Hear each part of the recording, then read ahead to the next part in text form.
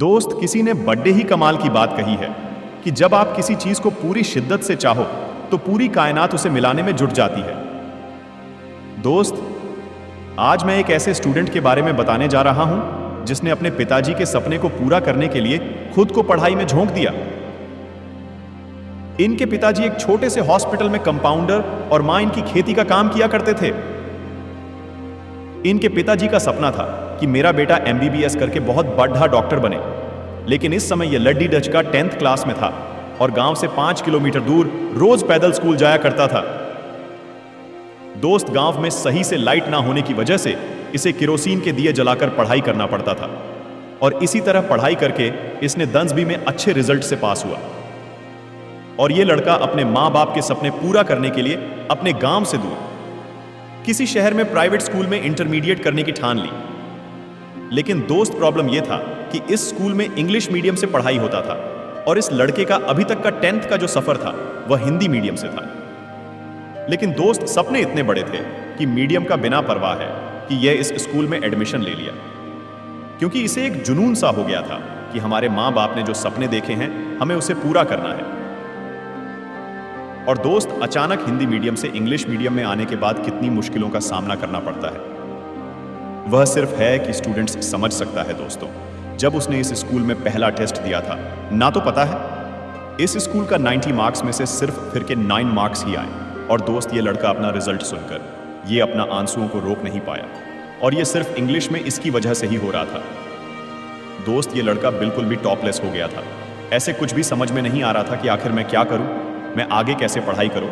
और पता, इसके टीचर कहने लगे थे कि बेटा, तुम डॉक्टर बनने की सपना तो छोड़ दो, तुम पास हो जाओ, वही बड़ी बात है। उसके बाद वह लड़का सोचने लगा कि मेरे पिताजी मेरे लिए इतना पैसा इकट्ठा कर रहे हैं और मैं किस्मों से कह दूं कि पिताजी, मुझे समझ में नहीं आ रहा, मैं कैसे कह दूं कि पापा, मैं आपके सपने को पूरा नहीं कर सकता। इस लड़की को कुछ कहा नहीं गया और यह लड़का हार नहीं माना और अपनी मेहनत को और दुगना कर दिया। लेकिन दोस्त, ये हॉस्टल में रहते था और रात में इसका पार्टनर लाइट बंद करके सोया करता था और इसे नाइट में ऑन करने के लिए नहीं देता था। तो दोस्तों, पता है कि जब रूम पार्टनर लाइट बंद करके सो था ना, तो ये वहां से उठकर बाथरूम में जाकर पढ़ाई किया करता था ताकि अपने स्कूल में अच्छे मार्क्स को ला सके। ये इंग्लिश पर ज्यादा फोकस करने लगा था क्योंकि इसका मार्क्स कम आने की सिर्फ एक ही वजह था, वह था इंग्लिश मीडियम। और कभी कभी तो ये बाथरूम में रोने भी लगता था कि आखिर ये सब मेरे साथ ही क्यों हो रहा है। दोस्त, जैसे तैसे करके इन्होंने 11th और 12th को पास किया। और दोस्तों, तब उसने अपने पिताजी से कहा कि पापा, अब मैं कोटा जा रहा हूं, आप पैसे का इंतजाम कर दीजिए और मैं वहां से सफल होकर ही लौटूंगा, मैं डॉक्टर बनकर ही आऊंगा। और यह लड़का कोटा चला जाता है और एक अच्छे कोचिंग में मेडिकल एंट्रेंस एग्जाम की तैयारी करने के लिए एडमिशन ले लेता है। दोस्त, इनके माता पिता कितनी मेहनत से पैसे भेजते थे यह बात उस लड़के को अच्छी तरीके से पता था, इसलिए इसने अपने माता पिता के सपने को पूरा करने के लिए दिन रात करके पढ़ाई करने लगा। और दोस्त, इस लड़के को होली, दिवाली, दशहरा कुछ भी नहीं दिखता था और पूरे 1 साल तक घर नहीं आया। लेकिन दोस्त, साल के अंत में जब इसका एग्जाम हुआ तो पता है इस लड़के का सिलेक्शन नहीं हुआ। दोस्त, इनके माता पिता बहुत दुखी हुए। वह इसलिए नहीं कि मेरा बेटा का सिलेक्शन नहीं हुआ, वह इस बात सोचकर चौंक गए कि मेरा बेटा इतना मेहनत किया, वो होली, दिवाली, दशहरा कुछ भी नहीं देखा, बस पढ़ाई करता रहा, फिर भी इसका सिलेक्शन नहीं हुआ। दोस्त, इनके पिताजी की आंखों में आंसू साफ साफ दिख रहा था, जिसमें उनके हर महीने की दी हुई मजदूरी और अपने बेटे का त्याग दिख रहा था। फिर उनके बेटे ने अपने पिताजी को समझाया और कहा कि पापा, इस बार सिलेक्शन नहीं हुआ तो क्या हुआ, हम अगली बार जरूर सिलेक्ट होकर आएंगे पापा, प्लीज आप मुझे फिर इस बार फिर से कोटा भेज दीजिए। और दोस्तों, इनके पिताजी ने फिर से उसे कोटा भेज दिया और फिर से उस लड़के ने दुगनी मेहनत किया और अपना सब कुछ त्याग दिया और सिर्फ पढ़ाई ही करने लगा। और 1 साल की कड़ी मेहनत के बाद एग्जाम हुआ और फाइनली उस लड़डी एचका का इस बार सिलेक्शन हो गया। और सिलेक्शन होने के बाद उनके माता पिता बहुत, और ये लड़का भी कोटा से रूम खाली करके अपना घर आ गया, क्योंकि इस LDDHK को अच्छे से पता था कि काउंसिल के बाद मुझे अच्छा सा कॉलेज मिल जाएगा। लेकिन वो कहते हैं ना कि कभी कभी वक्त भी ऐसा खेल खेल जाता है कि इंसान को बिल्कुल तोड़कर रख देता है।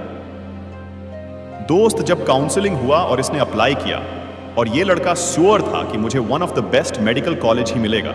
और दोस्त पता है, जिस दिन इसका रिजल्ट आने वाला था ना, उसके 1 दिन या 2 दिन पहले ही एक न्यूज आता है कि जो आपने एग्जाम दिया था एंट्रेंस का, वह एग्जाम को कैंसिल कर दिया गया। दोस्त, इस लड़का का सारा सपना यहीं पर खत्म हो जाता है और इनकी आंखों से बिल्कुल आंसू रुक नहीं रहा था और यह सोच रहा था कि आखिर मेरे साथ क्या हो रहा है। वह कहने लगा था कि पापा, मैंने जिस एग्जाम के लिए होली, दिवाली, दशहरा सब कुछ त्याग कर दिया और वह एग्जाम ही कैंसिल हो गया। पापा, यह मेरे साथ क्यों हो रहा? मुझे कुछ भी समझ में नहीं आ रहा। और पापा, मुझे एमबीबीएस के अलावा कुछ दिखता ही नहीं, मुझे वही करना है। तो दोस्तों, उनके पिताजी ने अपने बेटे का हौसला बढ़ाते हुए कहा कि बेटा, तुम्हें अगर एमबीबीएस ही करना है ना, तो मैं तुझे एमबीबीएस कराने के लिए अपना घर जमीन सब कुछ भेज दूंगा और तुम्हें एमबीबीएस प्राइवेट कॉलेज से करवा दूंगा। तुम टेंशन मत लो। तो दोस्त, इनके बेटे ने कहा कि पापा, मैं जब भी एमबीबीएस करूंगा ना, तो मैं खुद के दम पर ही करूंगा। मुझे प्राइवेट कॉलेज नहीं चाहिए, मुझे सरकारी ही चाहिए। और वह लड़का बोला कि पापा, मुझे फिर से कोटा जाना है और तैयारी करना मैं हार नहीं मानूंगा। तो इनके पिताजी बोले, बेटा ठीक है, जाओ कोटा। जितनी खर्च होगा ना, अगर खर्च मैं नहीं दे पाया तो मैं अपना सारा जमीन, सारा खेत बेच दूंगा, लेकिन मैं तुझे पढ़ाऊंगा। इतना बोलकर उनके पिताजी रोते हुए अपने बेटे को गले से लगा लिया और यह लड़का फिर से निकल पड़ा अपने सपने को पूरा करने के लिए कोटा। और वह जाकर यह लड़का फिर से 24 घंटा बस पढ़ाई ही पढ़ाई करने लगा। इसका उठना बैठना सब कुछ किताबों से ही शुरू होता था और किताबों से ही खत्म होता था। यह लड़का पढ़ाई में इतना बिजी हो गया था कि दिवाली के दिन भी इसे पता नहीं था कि आज दिवाली है। जब शाम हुआ और इसने मेज गया तो वहां देखा कि मेज तो बंद है। तब इसे पता चला है कि आज दिवाली है और उस दिन उस लड़के ने एक बिस्किट और पानी दोनों को मिक्स करके उसने खा लिया। लेकिन दोस्त, माँ तो माँ होती है ना। उसकी माँ रात में कॉल करके पूछी कि बेटा, आज दिवाली है, तुमने कुछ मिठाई खाया या नहीं?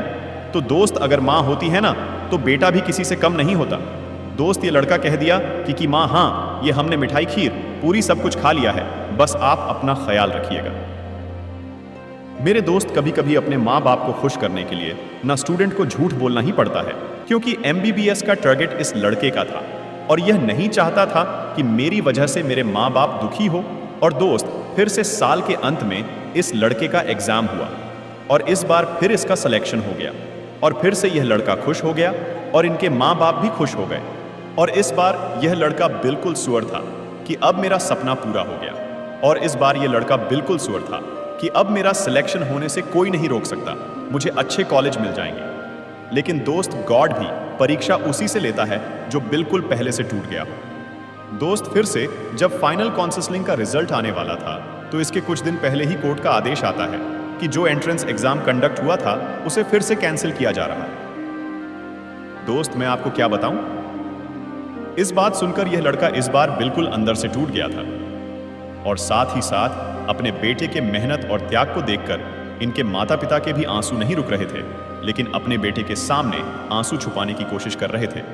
लेकिन दोस्त बेटा, माँ बाप के सामने खड़ीडीहा था तो माता पिता अपने बेटे से आंसू को छुपाने की कोशिश कर रहे थे। लेकिन दोस्त, इनके बेटे को सब पता था कि माँ बाप अब रोने लगे हैं और एक माँ बाप की आंखों में आंसू एक बेटा कभी बर्दाश्त नहीं कर सकता। यार, उनके बेटे ने तुरंत कहा कि पापा, आप टेंशन न लीजिए, मैं वादा करता हूं, बड़धा करता हूं कि आपके आज के हर एक आंसू का बदला जरूर लूंगा और मैं डॉक्टर बनकर ही छोड़ूंगा। पापा, बस आप अपने बेटे से भरोसा मत खोलिएगा दोस्त। इतना कहकर वो लड़का उसी दिन कोटा जाने के लिए रेडी हो गया और वह घर से कोटा चला गया। और ठीक 1 महीने के बाद वापस से एग्जाम होना था और ये लड़के ने एग्जाम दिया और वह कहते हैं ना कि मेहनत के आगे किस्मत की इतनी औकात नहीं कि वह आपको सफल होने से रोक सके। दोस्त, जब इसका रिजल्ट आया ना, तो पता है रैंक क्या था? रैंक था ऑल इंडिया रैंक 569 था। दोस्तों, फाइनली उसका सिलेक्शन हो गया। अब इनके माता पिता के चेहरे पर बिल्कुल खुशी की आंसू निकल गया और कहने लगा कि बेटा, तेरे जगह पर अगर कोई और होता ना, तो वह हार मानकर दूसरा काम कर रहा होता, लेकिन आज जो तुमने करके दिखाया ना, उससे तुम्हारे पिताजी का सर ऊंचा हो गया बेटा। I proud of you.